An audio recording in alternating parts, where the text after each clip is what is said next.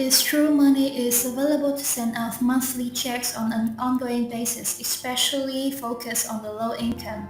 It's a good idea and I have all the details for you in this video. Let's get right into it. But if you're new here or if you haven't done so yet, make sure to subscribe by hitting the button right down below the video. As of this information continues to change very rapidly right now.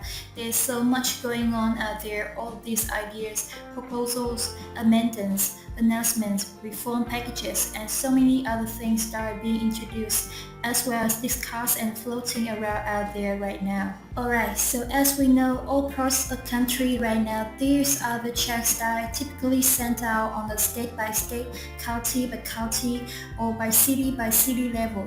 However, we do also understand at the same time the federal government has a lot of money sitting on the sidelines right now that has not been sent out yet as a result of previous stimulus packages. Well, in the Congress right now, there are a number of different lawmakers who are currently working on trying to reinstate monthly checks. However, there's also been discussion about potentially even adding adults to get monthly checks or advance payments. So I do want to talk about this a little bit further and discuss why this is actually a pretty good idea to send out these payments, especially focused on the low income. Because I do know that there are a lot of you in this community that do receive fixed income benefits like Social Security, retirement, SSDI survivors, SSI, VARRB, low income or no income. So even all these individuals could be included in this type of payment. However, as we've discussed previously over the last couple months here, we've seen some reports coming out that apparently they still have about $800 million sitting on the books from previous stimulus packages.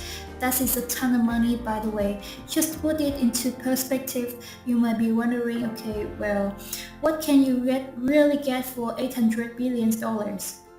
Well, virtually anything, let's put it that way, right? But basically what it comes down to is this. The three stimulus checks that everybody received in 2020 and 2021, right? The $1,200, the $600, and the $1,400, all of those checks together added up to $844 billion. So basically it'd be enough to send out all of those checks pretty much once again to all the people that received them. My point is, there's a lot of money still sitting there. However, let's talk about this in a little bit more detail and what it would actually shake out to be. Now remember, this money has already been approved. It has not been, it's not awaiting approval. It is not in any congressional action, nothing like this. Has already been approved in the previous stimulus packages. So what they're telling us, according to these reports, is literally just sitting there waiting to go out. It's waiting for a home or a pocket to go into. Well, I know about, 343,000 pockets it could go into right now. But anyway, let's kind of dig through this a little bit more here and talk about all the details on this. So we do know that there is support out in Congress right now to reinstate. There's a lot of talk right now in Congress to reinstate immediately the child tax credit payments.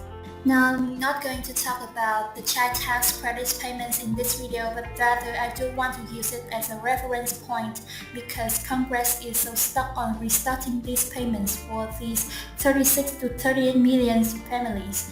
By the way, those payments were going out in the second half of the 2021. We're going out at about a rate of $16 billion every single month. That's just under $200 billion over the course of the entire year with these payments. So it's about $192 billion throughout the course of the entire year. My point is exactly this. Here's the deal. As of right now, we know that there's about 50 million lower income individuals who maybe do not qualify for the child tax credit payments, right? So about 50 million lower income.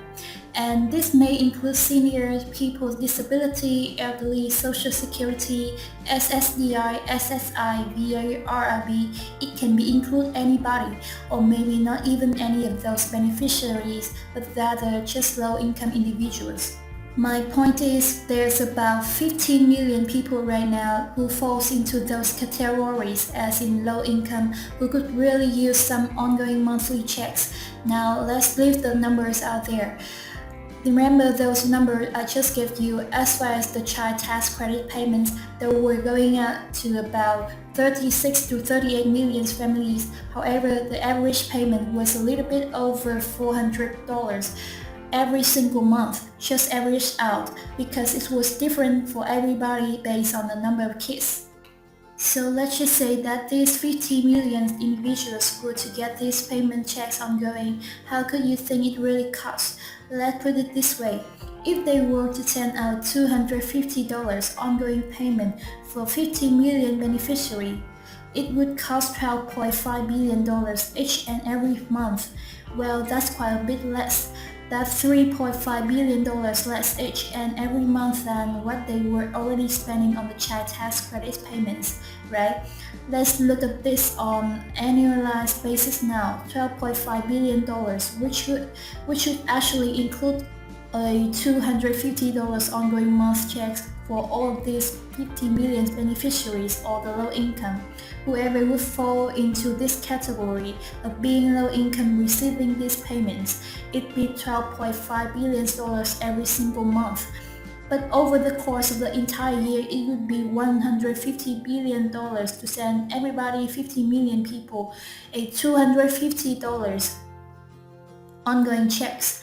Who falls into the category of low income over the course of entire year $150 million, whereas they want to restart a child tax credit payments, and those who would be going out at the rate of $60 billion every single month, out for an analyzed number $192 billion. Number one, first off, this money has already been approved, right? We don't need that congressional action. Number two, there's a lot of people out there who say this is going to be lead to more inflation. If we do see the economy slow down, it probably would be pretty nice and it probably helped the economy quite a bit. If it got a little bit influx of an extra $12.5 billion every single month, on top of just regular spending, just to have it out a little bit more, right? It would be a little bit of extra stimulus going on into that economy each and every month. So anyway, I feel like the case is pretty clear. The case is pretty obvious for why sending out these money checks, even including adults, would be a really good thing and very beneficial in a number of different ways. Number one, it helped out a lot of low-income and fixed-income individuals. Number two, obviously, it would also help stimulate the economy to there's a lot of good things about it. Considering we're going up like 0.5% year over year and inflation every single time we get the report every month, I mean, it is really going to add a ton more inflation, probably not realistically, right? Anyway, hope you're doing well. Thank you so much for watching this and I hope this helps you out to better understand what is actually going on out there. With all the money that discussions, money is still sitting there from stimulus packages, all that business. Either way, as I do get more details, of course, I will come back and let you know whatever I find. So make sure to subscribe down below so you don't miss any videos going on forward. Make sure to go back and check any of other videos return on the channel and feel free to share them with your friends, family and social medias. Thanks again, I truly appreciate it.